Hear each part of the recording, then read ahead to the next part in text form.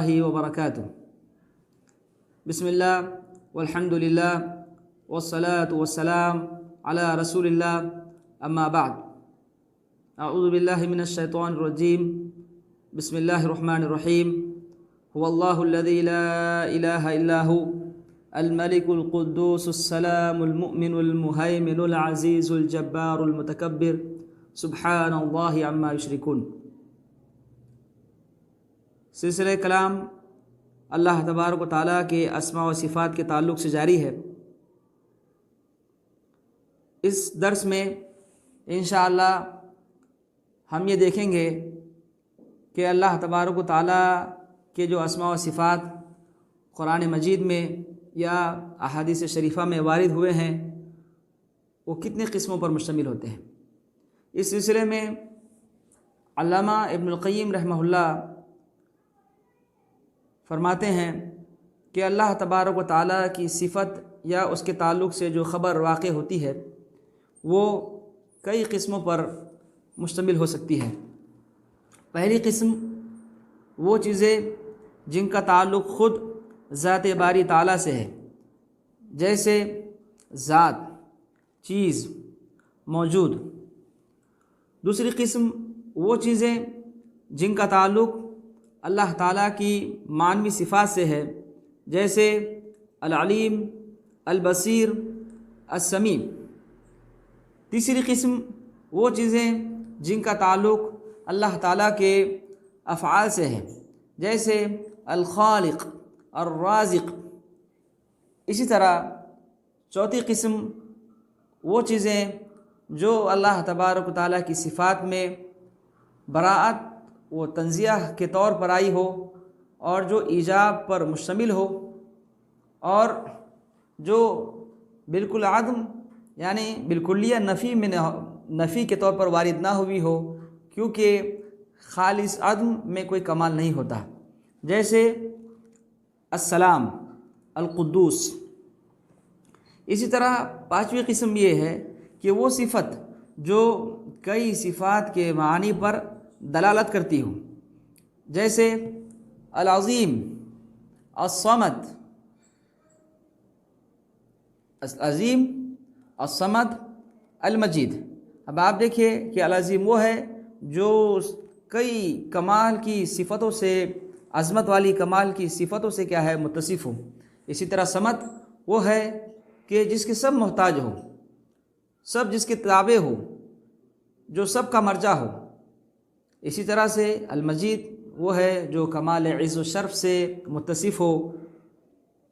اسی لیے آپ دیکھیں کہ اللہ کے نبی صلی اللہ علیہ وسلم کی حدیث مسند احمد اور ترمذی کی روایت ہے، جس میں اللہ کے نبی صلی اللہ علیہ وسلم کا ارشاد ہے الدعو بیاد الجلال والاکرام، کہ اپنی دعاؤں میں یاد الجلال والاکرام یعنی اے جلال والے، اے کرم والے، ان الفاظ کا اہتمام کرو، یاد الجلال والاکرام. اسی طرح سے آپ دیکھیں کہ اللہ کے نبی صلی اللہ علیہ وسلم کی یہ دعا ہے جو ابو داؤد کی ہے، جس میں اللہ کے نبی صلی اللہ علیہ وسلم ان الفاظ میں دعا مانگتے ہیں اللہم انی اسألک بأن لک الحمد لا الہ الا انت المنان بدیع السماوات والارض یا ذا الجلال والاکرام. اے اللہ تبارک و تعالیٰ، میں تجھ سے اس وسیلے سے مانگتا ہوں، میں تجھ سے سوال کرتا ہوں کہ تمام قسم کی تعریف و توصیف تیرے لیے ہی سزاوار ہے. اسی طرح آپ یہ پوری دعا پر غور کریں کہ اس میں اللہ تبارک و تعالیٰ کی جن اسماء و صفات کا ذکر ہے کہ اللہ تبارک و تعالیٰ سے اس میں اللہ کے نبی صلی اللہ علیہ وسلم کس انداز میں دعا کر رہے ہیں. لا الہ الا انت المنان، تو ہی معبود برحق ہے، احسان کرنے والا ہے، آسمان و زمین کا انوکھا ہے. بدیع السماوات والارض یا ذا الجلال والاکرام، اے جلال والے، اے عظمت والے. اب آپ دیکھیں کہ اس میں اللہ تبارک و تعالیٰ سے جو دعا کی گئی ہے وہ ایک ایسی صفت ہے جو کئی صفات پر، کئی معنی پر دلالت کرتی ہے.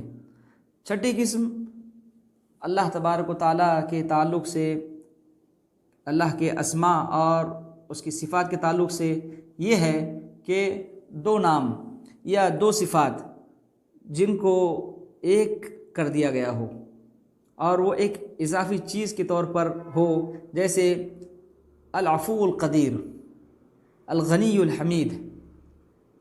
الحمید المجید۔ اب آپ دیکھیں، غور کریں کہ الغنی، الحمید، العفو، القدیر، الحمید، المجید، یہ 2 صفات ہیں، لیکن دونوں کو ملا کر ایک الگ صفت جو ہے آتی ہے، جس کی جو ایک الگ قسم کے طور پر اسے شمار کیا جاتا ہے۔ رہا خالص سلبی صفات کا، اللہ تبارک و تعالیٰ کے اسماء و صفات کے باب میں خالص سلبی صفات داخل نہیں ہے، الا یہ کہ وہ ایجاب پر مشتمل ہوں۔ جیسے اللہ تبارک و تعالیٰ کی صفت الاحد، ایک، اکیلا، الاحد، ایک، اکیلا، یہ اللہ کی ربوبیت و الوہیت کے کمال کو شامل ہے۔ اسی طرح سے السلام، اللہ تبارک و تعالیٰ کے کمال کو شامل ہے۔ اللہ تبارک و تعالیٰ کو ہر قسم کی عیوب و نقائص سے مبرہ کرتا ہے، اور ہر قسم کے عیوب و نقائص سے اسے پاک قرار دیتا ہے۔ یہ لفظ السلام، ہر قسم کی عیوب و نقائص سے اللہ سالم ہے، محفوظ ہے۔ اسی طرح سے جتنی بھی صفات جو سلب کے طور پر واقع ہوئی ہے، تو یعنی منفی کے طور پر واقع ہوئی ہے، نفی کے طور پر واقع ہوئی ہے، وہ ایجاب پر مشتمل ہوتی ہے۔ جیسے کہ آپ دیکھیں کہ قرآن مجید میں کئی مقامات پر اللہ تبارک و تعالیٰ نے اس کا ذکر کیا ہے، جس میں ہم دیکھ سکتے ہیں کہ وہ کمال کو شامل ہوتی ہے۔ جیسے اللہ کا ارشاد ہے آیت الکرسی میں، لا تأخذہ سنۃ ولا نوم، کہ نہ اسے اونگ آتی ہے نہ نیند۔ یہ اللہ تبارک و تعالیٰ کی زندگی اور اس کی قیومیت کی عروج اور کمال کو شامل ہے۔ اسی طرح آپ دیکھیں کہ اللہ تبارک و تعالیٰ نے ارشاد فرمایا وما مسنا من لغوب، کہ ہمیں تھکان نے چھوا تک نہیں، یہ اللہ کی کمال قدرت کو شامل ہے۔ اسی طرح اللہ کا ارشاد ہے وما يعزب عن ربک من مثقال ذرہ، کہ تیرے رب سے ذرہ برابر کوئی چیز مخفی نہیں ہے، چھپی ہوئی نہیں ہے، پوشیدہ نہیں ہے۔ یہ اللہ تبارک و تعالیٰ کی کمال علم و معرفت کو شامل ہے۔ اسی طرح سے اللہ تعالیٰ کا ارشاد ہے لم یلد ولم یولد، نہ اس نے کسی کو جنا اور نہ وہ کسی کے ذریعے سے جنا گیا۔ یہ اللہ تبارک و تعالیٰ کی کمال سرداری اور کمال مالداری کو شامل ہے۔ اسی طرح اللہ کا فرمان اسی سورہ اخلاص میں وَلَمْ يَكُنْ لَهُ كُفُوًا أَحَدٌ، اس کے برابر کوئی نہیں ہے۔ یہ اللہ تبارک و تعالیٰ کی کمال عبودیت، الوہیت اور انفرادیت کو شامل ہے کہ اللہ تبارک و تعالیٰ کا ہمسر، ہم پلہ، ہم مقابلہ کوئی نہیں ہے۔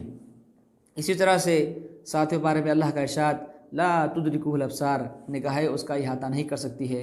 یہ اللہ تبارک و تعالیٰ کی کمال عظمت کو شامل ہے، اور یہ تمام تر یہی چیزیں اللہ تبارک و تعالیٰ کی، یہ سلبی چیزیں کا قاعدہ، اللہ کی تمام جو صفتیں قرآن مجید میں سلب کے طور پر واقع ہوئی ہے، وہ ایجاب پر شامل ہوتی ہے۔